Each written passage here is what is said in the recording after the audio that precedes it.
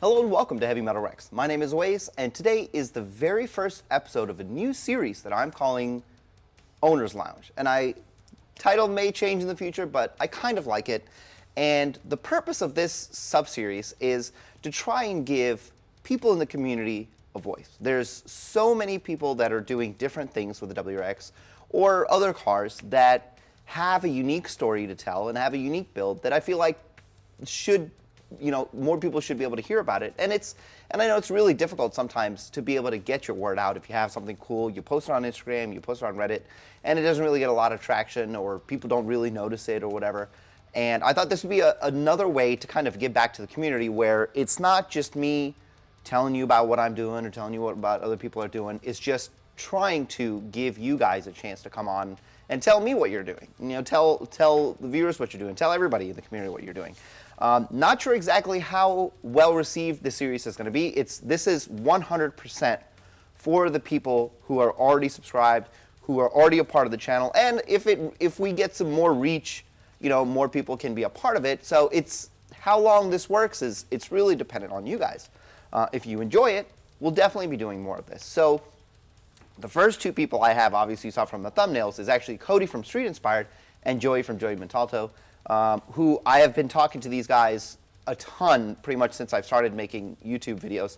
And we're all just regular people. We all have jobs, we all do stuff, but on the side, we play with these cars, we try to have fun, make content, and bring it to you guys. And more so, the content usually ends up being secondary. It's what we want to do, which is have a fun car, is primary. So I'm going to try to make these as conversational as possible and very low stress, just chill. Obviously, it's the first one that we're doing, so we'll just kind of see how it goes. But all in all, I hope you guys enjoy this. All right, guys, I want to thank you for joining me for the very first Owner's Lounge video that I've wanted to do for some time. And it's kind of a way for me to try and bring the community in on what I'm doing, because I think a lot of people have very interesting stories to tell. And I want to be able to bring them on and let them tell these stories. So today, the people that I have is, you probably already know, is Cody from Street Inspired and Joey from Montalto. They are obviously YouTubers that you have seen and been doing great work. And I've been wanting to talk to them for some time now. And I finally got a chance to sit down and ask them a couple of questions. You guys want to say hi, Cody? Hey, what's going on, everyone? And Joey? Hey, what's up, everyone? I see your cat in the back. I saw him earlier. I wanted to say something. He's Which on the other side. Oh, yeah, that's one of them, yeah. I had a comment on a previous video about what type of cats you have because they keep all the bugs away, but... Dude, that's actually a smart idea because I have a cat and I literally never leave him out in the garage. I should probably do that. I literally had a random comment, literally a week ago about that. But no, the garage is closed. It has AC and stuff. So I try to keep the garage door closed at all times.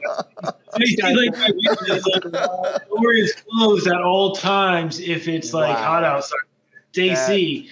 Yeah, the cats can roam in and out as long as the door is closed. Cody, you and I think, share the same sentiment. I'll be dying out there every time I go. It is just hell. And these days, it's been 90 degrees in the garage. Once I open it, I bought this big fan that if I use it, then I can't record videos. But if I don't use it, I'll die. So right. It's just, you gotta that's pick just and what choose. it is. But I know earlier I saw, Cody, you have a dog. Yeah. Yeah. Because I saw a snout pop on the left side earlier, and I was like, what is that? Is that an animal? Your dog probably doesn't eat the bugs outside, does he? No. Sometimes you'll see him in my videos. He's almost always out there when I'm recording, and sometimes he'll just start whining and he'll come over and see what I'm doing. But dude, yeah, that is a surefire way. You need to put the dog in more videos. That's what needs to happen. Unfortunately, Joey, the cats don't matter that much. Yeah, the cats don't matter. But the dogs, people come for the dogs. So anyway, so what I wanted this to be a pretty non-structured thing, but a little bit kind of like tuner talk. I have some questions, and so what we'll do is we'll just do some round robin, and then just kind of some basic discussion. Obviously, this is the first one, and this is the kind of the format that I chose, but obviously we'll tweak things and see what works, what doesn't work, we'll throw it out. What works, we'll keep in. So Cody, I wanted to start with you. I've seen the work that you've been doing with Clark Tuning and everything that you've been doing with your car, and I wanted to jump in and ask about what has your experience been so far with E85 tuning and all that? Because there's been a lot of it's not issues, a lot of questions. People want to know, if you have E85, is it safe? Does it work? What's the results? Obviously, we've seen the results, but what have been your experiences so far with that? Right. So this car, like right off the bat, is a lot different than the FA20 was, because I was running E85 in my FA20, but I was on flex fuel, so it was always a mix. I had the Cobb Flex kit before they went green speed, so it was like before all that stuff happened. And I was tuned with fat body tuning at the time with the E60 blend. So I could run anywhere from like E55 to E65. And in that car, I would every now and then, so he recommended running like an ethanol stabilizer. I think, actually, I got a bottle of it. If I can run out and grab it real quick, it's just like a bottle of Lucas ethanol stabilizer. And he told me to put that in like every tank, every other tank. And then he also told me to cycle my fuel. So, for every 3 or 4 tanks of E60, run a tank of 93. And with the flex kit, it would like automatically adjust with that. So I did that for a while. The only issues that I had with that was occasionally when I would run a lot of E60 and I wouldn't flush out and do a 93 fill up, or I wouldn't be putting the stabilizer in, I would get like really bad fuel oscillations. And so I'd be like driving down the road and all of a sudden, like I would see my fuel pressure drop down to like 5 pounds and the car would like stutter for a second and like almost like the heart skipped a beat, and I was like, oh, that's really weird. So I messaged him, asked him about it. And like, that's what he told me, that the stock high pressure pump was probably the issue. I replaced my in-tank pump with the Deechworks 300C pump at the time. Was still having issues with it. So that's what I originally tuned on. And then I replaced it with another brand new one, still had the same issues. So I believed it to be the high pressure pump. So when I got this car and Clark was like, oh yeah, we're good for a full 85, I was kind of like, what? So it confused me a little bit, but I saw a couple people doing it and I was like, okay, well, I don't know anything about tuning cars. I mean, I know the basics. I know, what your air fuel needs to be and how to make it faster, but I can't sit there, and punch in numbers and make magic happen. So I'm like, well, I'm going to listen to the guy that's telling me what to do. Doing the full E85, he had me test. So when we first started doing the tune for the E85, I don't actually have an E85 pump where I'm at. I have a flex fuel pump. So it can be anywhere from 51 to 83%. Yeah. It's not pure E85. So when I tested it, I got 83%, which is a perfect score for that. Which I get gas from Sheets. I know all over the world and all over the United States, there's going to be different like fuel companies, but theirs seems to be pretty consistent. When I was mixing on my old car, it was always consistent. So I've been filling up. I don't know. I haven't been testing it every single time because I did ask him about, what it would be. Like I said, if for some reason I'd go there and I'd fill up and it wouldn't be 83% and it would be lower, like say 60%, is it going to be safe?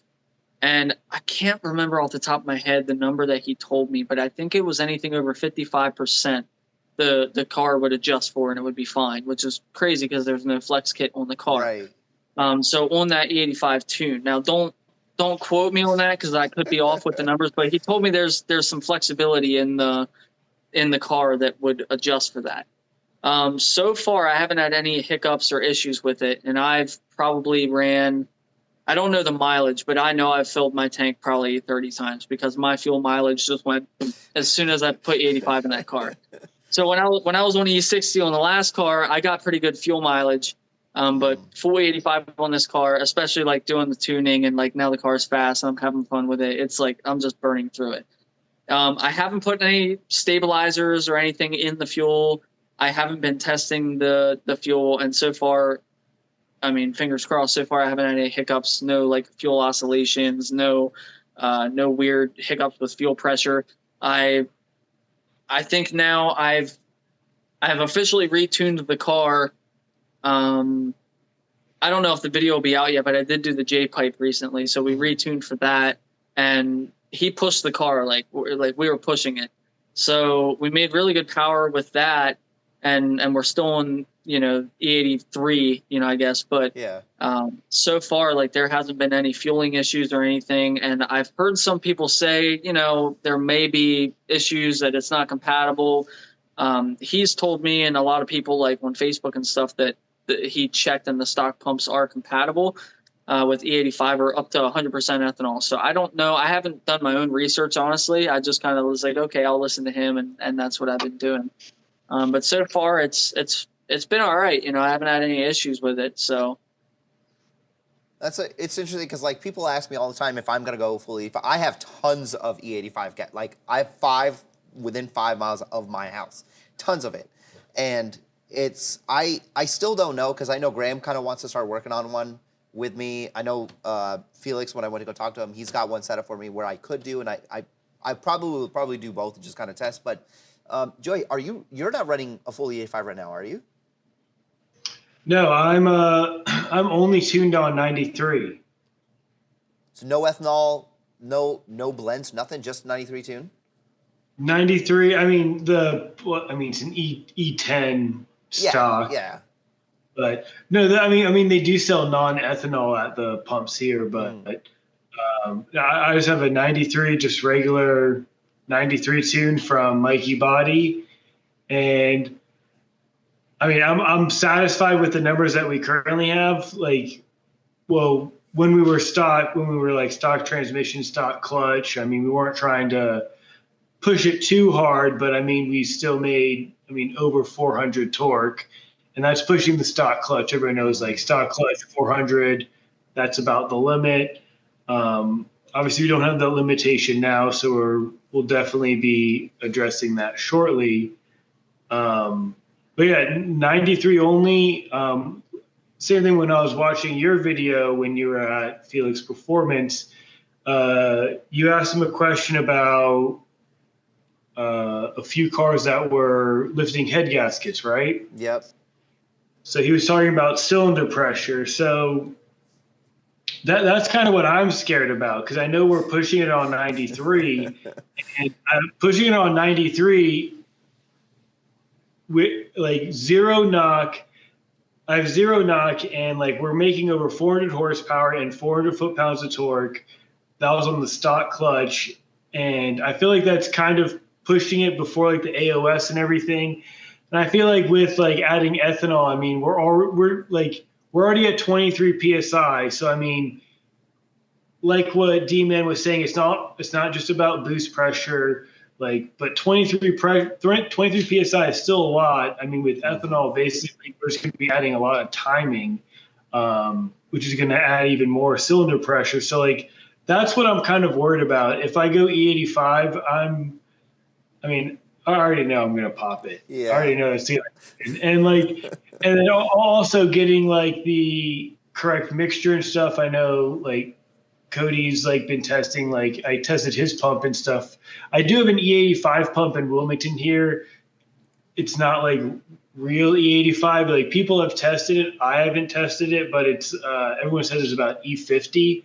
But if I were to use ethanol, I would definitely, I'm definitely waiting for a flex kit. Once a true flex fuel kit comes out, like what Cobb just re-released, the green speed for the previous generation STIs. Once those are re-released or released for the VBs, I'll definitely be like looking into that and jumping on it right away, because it just removes a variable. I don't like adding variables. I don't like adding extra maintenance. That's why I got an air oil separator, not a catch can. No maintenance in the AOS catch can. I mean, minimal maintenance, but it's something else that is added, something else you have to be aware of. So you mentioned working with Mike Body. How has that been? Because I know people have so many options when it comes to tuners, and Mike Body, you know, he's a busy guy. Like, how has that e-tuning, obviously because you've been e-tuning with him, right? You haven't actually gone out. So like, what's that experience been with you? Yeah, so with this car, It's fully remote tuning so far. He has tuned my previous cars in person, but yeah, I mean he's busy, so I mean it's all about just being flexible on both ends. So I sent him a message 3 days ago, and like he's been posting online that he's on vacation now, well deserved, stuff like that. I sent him a message just saying, like, before I knew he was on vacation, but regardless, sent him a message just saying like, hey, like I have a couple hundred miles on the car. Clutch seems good. Everything seems good. Everything's running perfect. I'm ready for that retune because, like the car's already tuned for all the parts, but we do have a different gear ratio. We're running a 3.9 now instead of what I think it's a 444. 444, yeah. Is it 444 or 411? I think it's a 444. You can double check that real quick. And so this transmission is an 08 plus trans, so it's 1:1, 1.1:1 transfer gear set. So the rear end's a 359, which is basically a 3.9. So long story short, different gear ratio, you need to get retuned. That's what we're going to be doing. Just a basic retune, no change in parts. But since we don't have that limitation of the clutch, I'm sure he's going to try to like pull in the boost a little bit quicker than before. But okay, we'll see what happens. You said you're over 400. It was just 93. Like yeah. I did not even know. That was another thing I was going to ask you later, because like I know what you were, because I saw your video, Cody, about you're like right at 380-ish. Oh, I blew past that now. Oh, you're past. God damn! Why is everybody leaving me behind? I'm sure we actually made over 450 now. 450? What the hell? Yeah, Oh my god! I'm assuming if this video will be out Tuesday, my downpipe video will be out. So we made 454. God damn with it! the J-pipe on the 85. Now I'm not sure what our new 93 numbers are because he sent me the 93 map, but we didn't do a pool and test the numbers on it. But I'm assuming it would be somewhere around 4 if I had to guess. But like it's crazy how much power these cars are making on pump gas. Like, oh boy, Graham and I are gonna have a long conversation, because I've had a lot of issues too. So like every time I feel like I'm gonna get ahead, I something happens and I go backwards, and I come back. Like I've had like 3 or 4 dyno days, and every time besides the first one, I feel like we've either broken even or I've had to like just leave with like less power, because like right now I'm sitting at like 360, and that's like an ethanol blend. I think like on 93 I was at 340, but like we really do not push. So I think maybe it's time we just, or maybe I'll just push a little bit. You guys can push a lot and come back and tell me how it works. So I have my graph up here that was sent. So we're at 418 wheel and horsepower and 432 torque. So that's probably right in line with Cody. I mean, that's crazy on 93. Yeah, that's why I was surprised. On 93. E85, I mean, you're at 450. I mean, so you're saying if I were to, or someone with these parts would add E85, you're picking up, I mean, 40 horsepower more. And I mean, I'm sure your torque is, I'm sure you're limited on torque. I'm not sure if you have a clutch or not yet, but. No, stock clutch. So he sent me basically, so that map, that 454 is on Ascendant map. So that's an aggressive map, more boost. And then there is a daily map. Again, we didn't dyno that, but he's like, hey, this same map, just less boost. It's less aggressive. It'll be a lot safer. So that's the one I'm running. If I had to guess, judging by the difference, like loading that map up and like running it, it feels like maybe 20, 30 horsepower less. So that's probably sitting around where you're at, which is crazy because you're on 93. 93. And that's on 95. Yeah, that's what surprised me, because I thought he was on some sort of ethanol blend.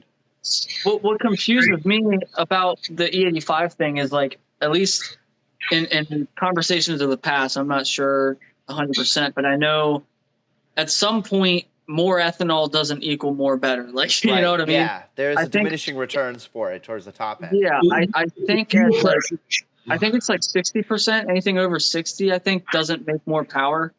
I could be wrong, but I know that's why like a lot of the people that are making like a lot more power now are on like a blend with methanol, or they're on a blend with nitrous or something crazy like that to make up for it, because we don't have the fueling available yet. Yeah.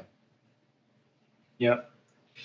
Yeah, so to continue on like the power numbers, so I do have a Draghi in the car, and I've only done one run in it, and just to confirm the numbers with the time, I ran a 12.34 at 110.26 miles an hour.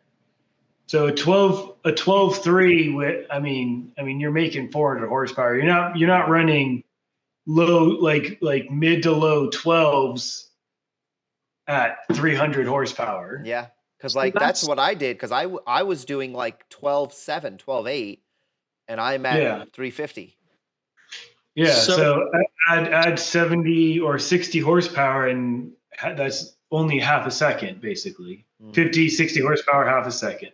And that checks out. I really want to get this car to the track like ASAP and just see what it can do before my stock clutch goes out. But that might be the death of it. But Dude, you will smell it. So my old WRX, I had my standard map was 372 wheel horsepower. And then I had a Senate map, which was 403. Pretty decent jump between the two. And when I went and I raced the car, my record that I set originally in my silver WRX, like way back, was I think a 12.23, I think it was. And that car was only making like 380 or something in that ballpark. I forget the exact numbers anymore. But so that was sub 400 horsepower. And it had like nothing. So when I had my last WRX, it was making more power. I had lightweight wheels. I had a carbon fiber drive shaft. I had like solid mounts. I was like, man, this thing's going to like eat that old time up. And I couldn't beat my old time in the silver car. So I was like, I don't know what's going on. Is it the warmer weather? Am I not getting, enough bite on the, so I really want to take this, because I've seen people breaking into the 11s now with, between 4 and 450, but they're also running like Hoosers and stuff. Like they're setting it up for that. So I don't know if I'll be able to recreate that, but I kind of like to try. So talking about all this power, this is just crazy, because now I'm like thinking I need to get, because I've seen other people also start doing like E85 or just like E85 maps, and just making like almost close to 400. I'm like, what the hell am I doing? Like I need to, but I know that because I have these conversations with Graham, and the reason people go to Graham is because he doesn't push people's cars so much, right? So he has a clientele, and that's great. But like I've been talking to him, he is going to start doing 85 stuff, and I haven't like talked to him about it, but I'm going to tell him, be like, just for this car, let's just throw the caution to the wind. Let's do because I don't want it, because like I have an STI transmission sitting and waiting for me, but I don't own it yet, so I have to pay for it. It's just waiting for me, and I don't have the money to pay for it yet. But I kind of want to do what you were doing, which we'll talk about that later, which we use whole thing. But so I know we talked about. Oh, let me go and close that. Why is my email coming up? So you know what? I'm just gonna get into that right now, because I'm curious. Is you're making all this power, you're talking about torque. Cody and we're still sitting on like the WX transmission, but you just did the STI swap, right? Tell me how that went. I know when I look online, people have said a lot of different things, like this doesn't fit, that doesn't fit. You sat there and you did it. So what fit and what didn't fit? So everything bolts up. I actually did use Cody's video when he did the swap on his FA20. Very informative. Needed some extra flywheel bolts, so order some of those. Pressure plate bolts. So definitely helped me with getting everything ordered and everything. But you need a couple extra hardware things. But the swap basically came with everything, and everything bolted up. Just like in the VA chassis, there's already provisions for the rear shifter bushing, for the STI shift linkage. the front, if you measure, so I know the axles was a big like topic. A few shops posted about that. So I'm not sure why no one said anything about the front axles either. But just like measuring them, I mean, the front and the rears are slightly short, just like half inch, quarter of an inch.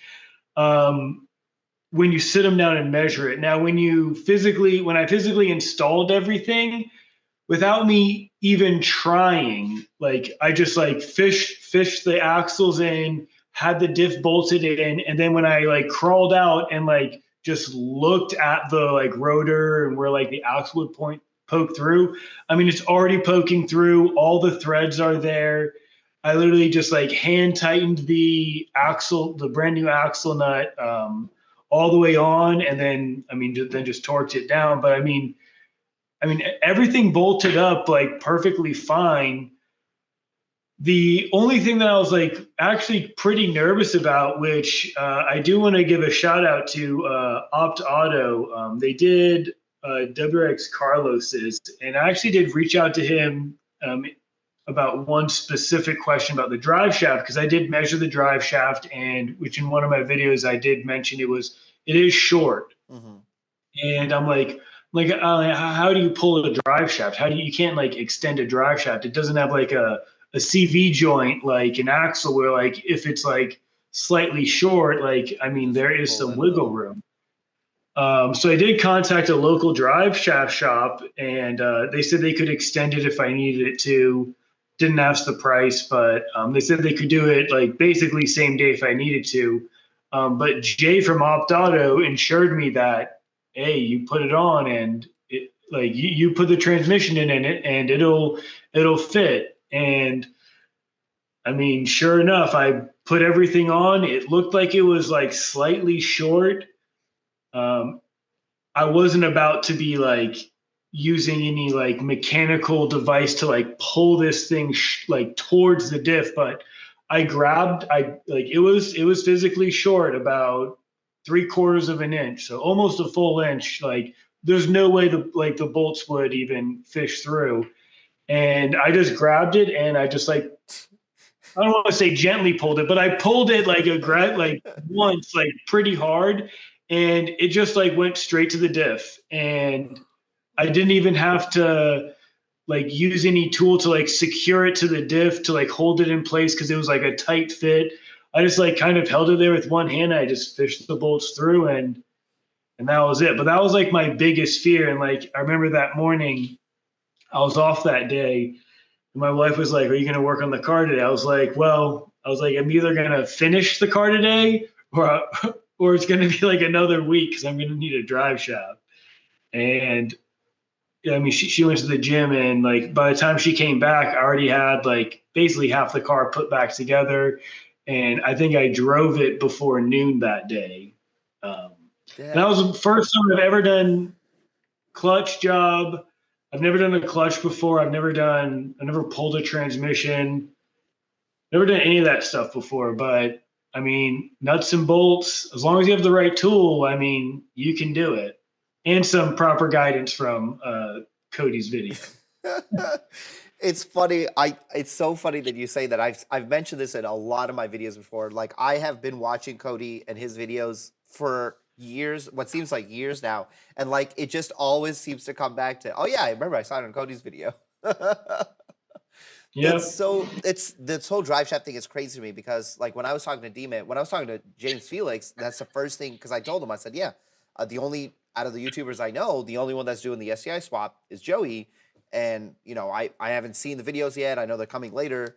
And his first thing was like, well, I tell you right now, that drive shaft is going to be the problem. And they actually ended up going with, I think they did get an aftermarket one-piece carbon fiber drive shaft. Obviously they didn't use the stock one, but that's really good information to have, because people are slowly starting to do the swaps. I know a couple of other people have done them, but they've just like taken them to the shop and just had the shop deal with it or whatever. But I had not heard about the drive shaft. I only ever heard people talking about the axle. everywhere. Axle doesn't fit. You can't do it. Axle doesn't fit. And I was like, all right, well, how the hell are all these people driving around with STI swaps if the axle doesn't fit? Like, if it doesn't fit, that means you can't do it. Like exactly. So originally I thought, because one shop, I think it was it might have been 6-star Performance, or I think that was them. But someone posted like literally like the day before I'm gonna start the swap, and they're like, drive shafts don't fit. I'm like, what do you mean they don't fit? I was like, I have the swap in my garage.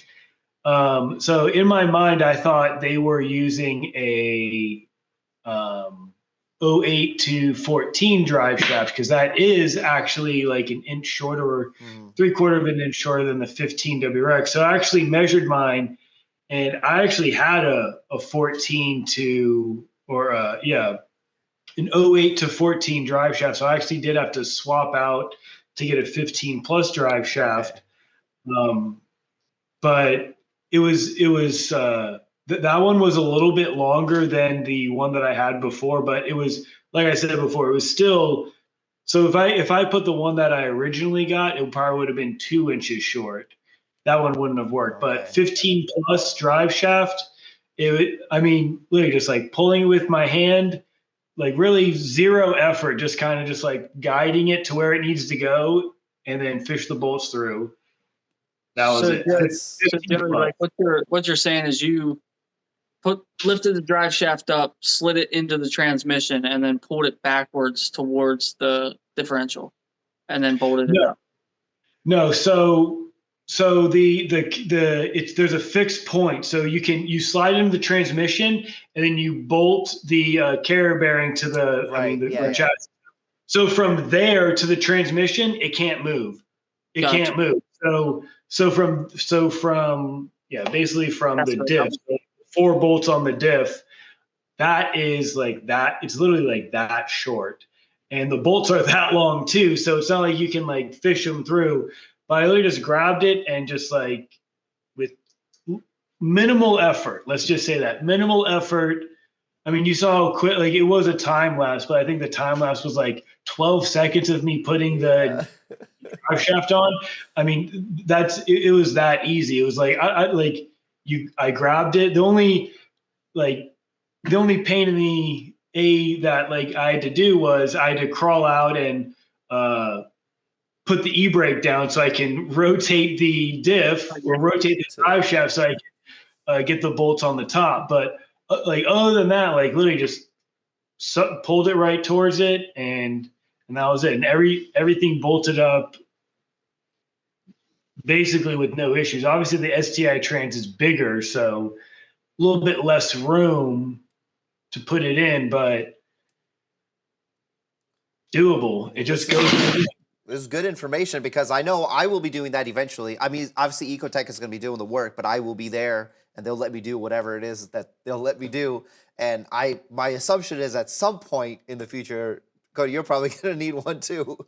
But you have the experience, so you can do it at home if you wanted to. And budget for a clutch too.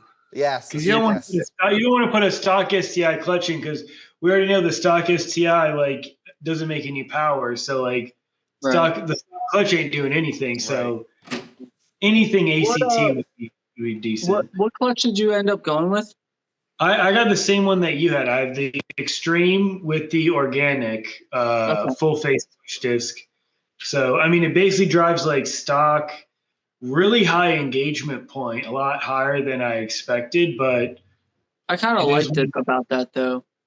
I do like it a little bit more like, I don't know, like the stock clutch feels so soft almost, and like it. Yeah. It can be good if, like, I don't know, like when you're in traffic and stuff, it gets annoying with the ACT, but I feel like the grab point feels more natural, like having like an actual, like a stiffer grab, like a stiffer clutch pedal, like a more defined grab point.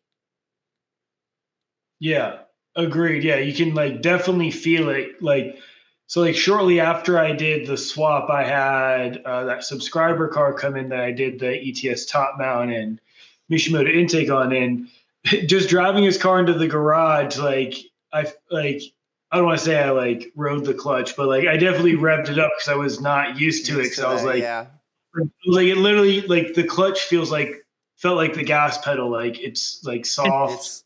That was the It first just thing that I it's noticed just like coming a from the soft VA pedal. though. Like, cause the VA clutch is completely different than the VB. Like it feels like it's like a on off. Like there's no actual like gradual bite point in the Weird. VA versus like the Which VB, is I was like, wow, it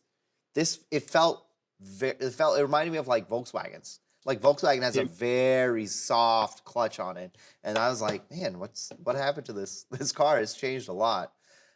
Those are also really great. I'm glad that like we got a chance to talk about that STI transmission because there's still a lot of questions.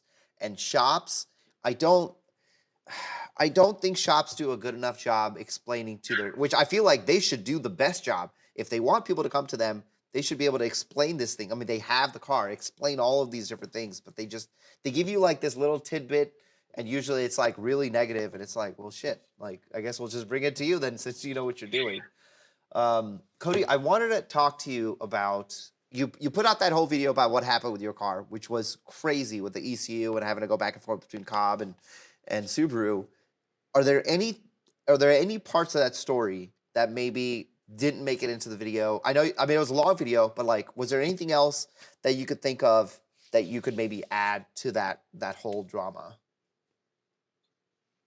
I don't know. I mean, it was just like a weird situation, like a weird ordeal, like because originally when it first happened, I was like, did I do something wrong? Like, because I flashed my old car a million times without and it's funny because like that was kind of a long video, and I didn't intend on it to be as long as it was, but I wanted to explain like the whole story behind it. And a lot of people didn't watch the whole video, and they're like, "Oh yeah, you should have hooked up a battery charger." That ended up not even being the issue.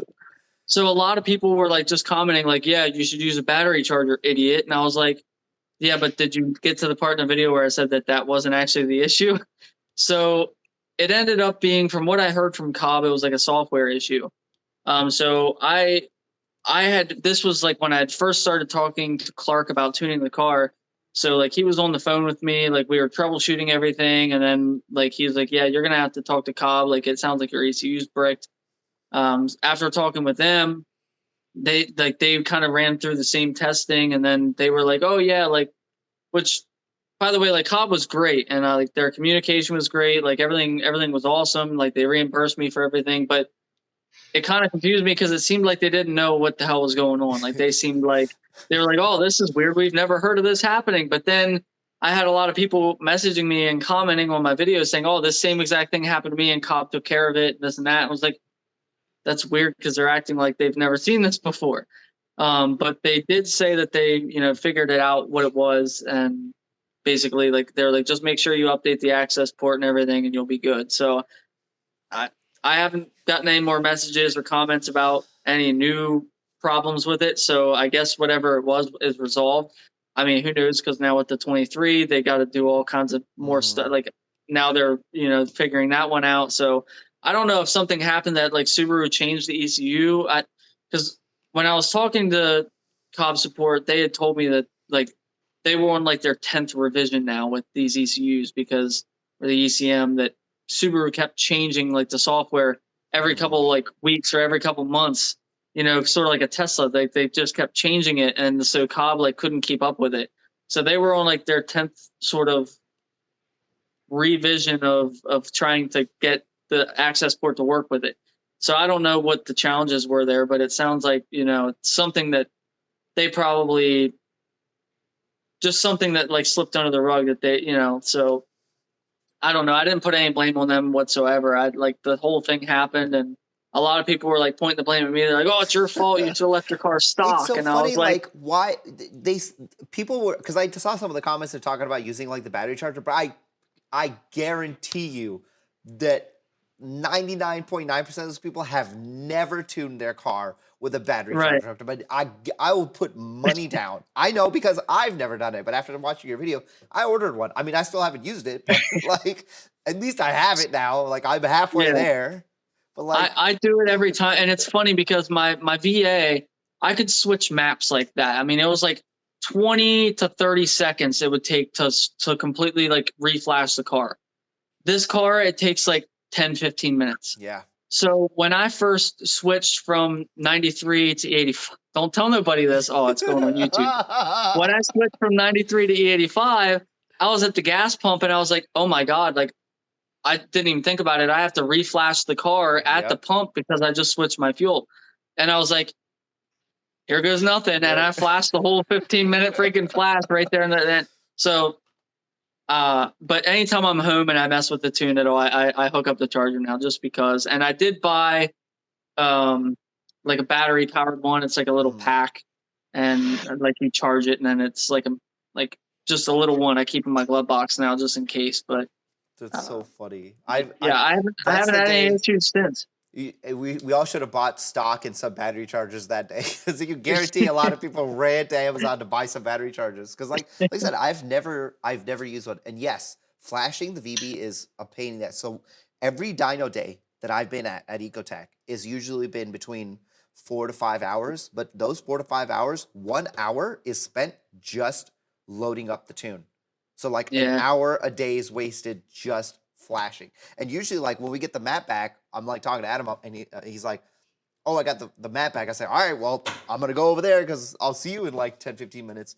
And I do the same thing. Like if I have to change, like when I'm doing ethanol, I'll usually start the map flashing, play with my phone for a little bit, and then halfway through, I'll get up and I'll go pour the gas.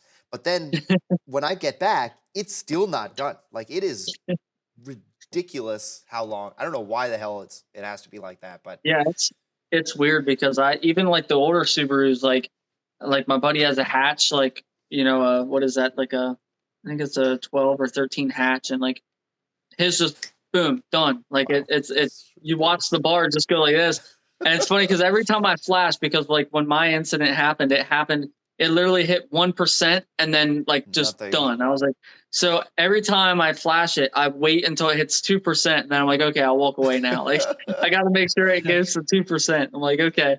Dude, that's so funny. Now, okay, I want to ask you, when you had like your that.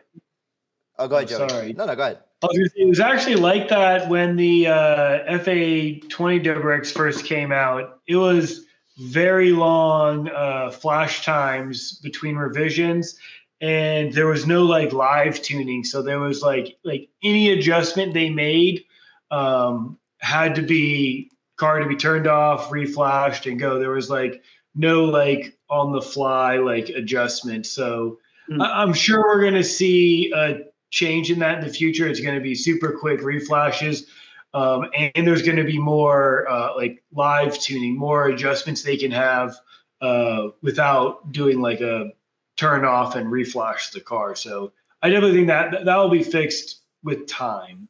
Like the 2028 WRX, when they finally paint match the fenders and change the bumper, we'll finally have live tuning from Cobb.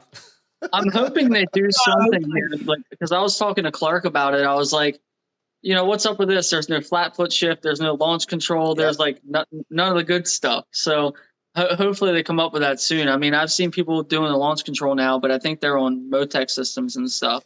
There is some, like I know D-Man has some testing that he was doing. I don't have it, but I've seen some people with it through. But it's like, it's really weird. I don't know exactly how it works because it's tuned into it to do like very weird things to Joey, do you have this? I don't, but it's definitely something to ask Mikey about. Yeah. Right now, like, I just do it the old-fashioned way. Yeah. I guess we didn't even finish that like topic about just even trying to get in communication with Mikey. I mean, he's busy, so I mean, you just send him a message. I mean, or send him an email. I mean, he'll get back to you. It takes time, and once you get on the schedule, I mean, he'll take care of you once like you're tuning. So, I mean, I'm getting retuned to August 1st, maybe going into August 2nd. So, I mean, I'll see if he can give me that, because I mean, I definitely want to go like try to get some sort of time or something down. And I mean, if I can spool the turbo quick, I mean, we'll see. Yeah, I would like, I don't know, did the VA, when the VA got it, did the VA have any sort of system for rolls, like boost build? Because I know we can't brake boost. So I don't think it did. It didn't have anything like, because I know the Focus, like the Cobb on Focus, when they have it built in, they can do it. But because I had no idea that Cobb even had that system in there, so I was like, man, did the VA ever have that? Because that's the biggest issue right now when we do rolls. Is like if Yeah. you're not in a high enough RPM, it sucks. Well, and big you time. and you can't do brake boosting because you start pressing the brake and it cuts the car power stops, off. yeah. So we're severely and you know what? If you win, if you have a VB and you're racing somebody and you somehow win, you need to take pride because we have to do it all fully like manual. Okay, there's no special gadgets. It's just you and praying to the boost gods that his shit kicks in. But like Yeah, that's been an issue I've had. I've raced a few people who've been a little bit faster where I know I can beat them or stay close, but like if boost doesn't build, I'm just like, bye. I'll see you. I had like a lot of confidence in my VA, like when I had the STI swap and I had the ACT clutch, and I was like, man, this thing's like bulletproof now. And I started clutch kicking. Like if I was like trying to do a roll race with somebody, I'd get my RPMs like in a sweet spot, and I would just dump the clutch and like let it like just a quick dump, like, and it would just like whoa, like it would like kick and just like jump kick, like it was crazy because it would like. It wouldn't, obviously you wouldn't pre-spool, but as soon as you kick that clutch and let off, it would like shoot up the RPMs and it would like rev it and you'd get boost and you'd take off. Better than nothing. Like it was almost like electric car torque. Like you would hit it and it just like jerk you. Wow, interesting. But I don't do that in this car. I You're giving everybody way too many bad ideas. Yeah, don't do that. So, now, speaking of like this last topic that we're going to talk about, because I don't want these to be super long. We just had, what was the event that just happened? The big Subaru event. It was a Subaru Fest in California, right? Yeah, and they unveiled the 2024 BRZ there with the TS trim, whatever you want to call it, and the big thing, the only thing that everybody's talking about is the Brembos having nice brakes, and as like I just spent. Like 6 hours at the track this Sunday. And I promise you, I think if I take those brake pads off, there's probably literally nothing left on them. Because even when I was driving home, I was hitting the brake and I was like, bro, I hope I don't have to do an emergency stop because it almost felt like there's no brake at all anymore left. So do you guys remember, when was it?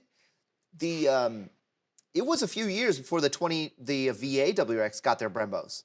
It was like 2020? So they started the car in 15 and they put the Brembos on it in 2020, only for 2 years. 2020 and 2021 got the performance package with the Brembos, which is crazy because now this has it, but this has only been out. It's only been out a year, hasn't it? The new BRZ. And it was relatively cheap, if I remember too. Like same year as ours. It came out in 22 for the BRZ, but also the BRZ had the performance pack in 2017 with Brembos. Oh, so I didn't know that. BRZ did get it a little bit earlier than the WRX in the previous gen as well. I forgot they did that. Yeah, I didn't even remember they did that. As if that car. I only know that because I had 2018 with the performance pack, so that's the only reason why I know is because I had one. So it's cool because people are like, oh, can we just like rip this off of this and put it on there? But what's really interesting is it's the old performance pack. It was red on the WRX, those Brembos, and there were 4 pots. And these are gold, and it really reminds me of like the old Brembos from like the previous gen STIs and WRX performance packages because those were gold. And were those 4-pot? Those old ones? 4-pot, yeah. The older ones. And I haven't seen. I have this pulled up here. I don't even know if this is. I don't even know if they say if it's 4 pots or 6 pots. The BRZ's 4 pots. Yeah. 5x100. Is that right? This I mean, good question. I don't know. I know literally nothing about the BRZ. And these are 4-piston Brembos in the front and 2-piston in the rear. Okay. But what's most interesting about this is, for the first time, this is Subaru's first manual car with the EyeSight system. And I know people have complained about the EyeSight system a lot. Even on the automatics, you turn everything off and it still doesn't turn everything off. And I still haven't driven. Oh, have you guys driven an automatic yet? An SPT WRX? No. Nope. Damn. I still, surprisingly, I still have not also driven one. I really need to get my ass behind the wheels of that. Because like I did that video where I raced the manual versus the automatic. It was very surprising. I couldn't just leave that, like it was not slow. And I know everybody wants to hate on, because it's an automatic, it's a CVT. It is a CVT and it does suck, but like, it is not a slow car. So if you get a chance, I highly suggest driving it because I want to know your guys' opinion on it. And I think this sometime in the near future, I'm gonna go drive one myself. Yeah, the auto's good if you want auto, but I mean that's all you can get though. You can't really go much more.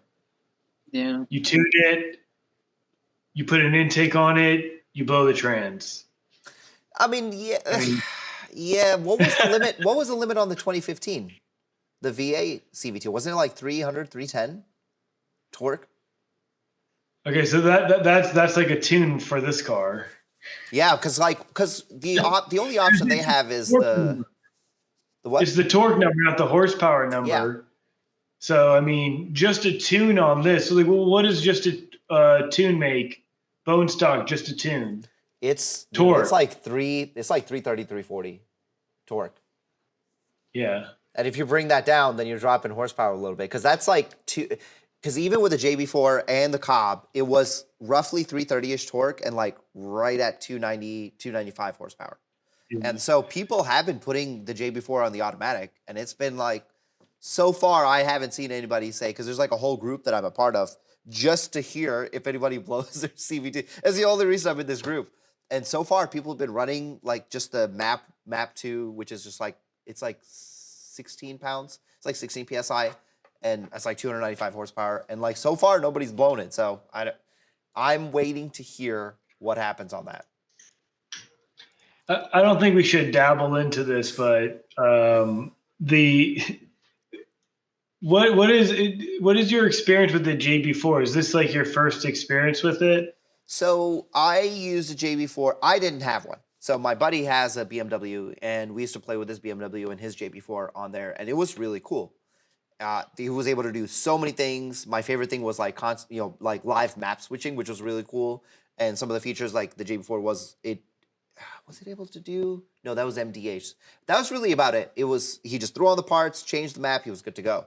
And that's the only reason I even tried the JB4 on mine. And like it was still really good because I was racing my buddy's STI and a couple of other cars where I raced where like just with the JB4, I was keeping up with like his it was an STI, it was an older STI, which was a stage 2, was making somewhere around like 320, 330 horsepower. And same thing with like a VA STI, was also making, I think, like right at 310.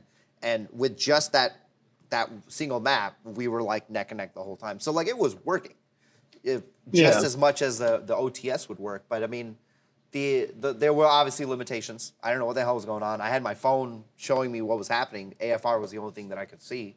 And so there was still like the dam issues that I would have, that the car would naturally have, which is weird because like when you're not driving the car on the stock map, the dam just drops just because. And then when you start getting on the car, the dam slowly comes back. And the problem with the JB4 is it lives the same way. So if your dam is low and you have the JB4 map pushing more boost, you're not going to get full power. So you won't, when you're racing somebody, you don't know what power level you're at. And then and I don't think the JB4 could even read the dam. So there was issues with it. And so that's my experience. You know, obviously I bought it and then like 2 days later, Cobb announced that they had Cobb, and I was really lucky to be able to sell my JB4 like immediately without, now you can get a used JB4 for like $200. Damn thing's like 600 new. So yeah, imagine how many people are losing money on that. I'm shocked they didn't try pushing their backhand flashes yet, because I mean I tried the JB4 with the BMW scene for a while, and yeah, it is a monster headache if you want to go more than just like an intake exhaust. If you want to do an intake exhaust, and nothing more, like that is it. It's pretty good. Yeah.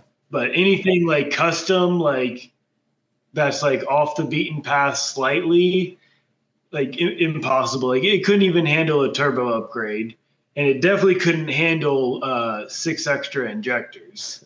I think On a port. you're right, but which is why it's okay for the CVT guys, because if they can only do a little bit, just they have the JB4, right? I know like Cobb is not out for the CVT. Just throw the JB4 on. Be happy you even get that. that's all. And I see people do it. Yeah, I think the JB4 is probably the best bet for the CVT because you can't really go very far with it. Yeah. All right. Anyway, I don't want to make this any longer, Cody. I know you got to go. You got to go to work in the morning. I actually also got to go to bed because I actually have to go to the office tomorrow, which I haven't had to in some time. I've been able to just kind of work in my Batman tank top every day. But this was a lot of fun. I hope that we can do more of this in the future. It's not just with you guys. Like I said, the idea for this is to just try to get owners that have interesting stories to tell or have interesting backgrounds, just kind of bring them on, just have a chat. Cody, thank you so much. Joey, thank you so much. You guys have any other words for our viewers before we sign off? Nothing. I'll see you guys at Boxer Fest. Everyone come to Boxer Fest in PA. That's right. Both of you guys are going to be at Boxer Fest, right? Yep. Well, there you go. Bring lots of stickers. I should be at Scooby Fest, Florida, too. So anyone going there, I should be there, and Boxer Fest. Awesome. That's really cool. Again, thank you guys so much for coming to the channel. And thank you guys for even watching this video. This is going to be a little bit different, but if we could try to make this like Tuner Talk, I think it'll be a lot of fun. I will see you guys in the next video as well.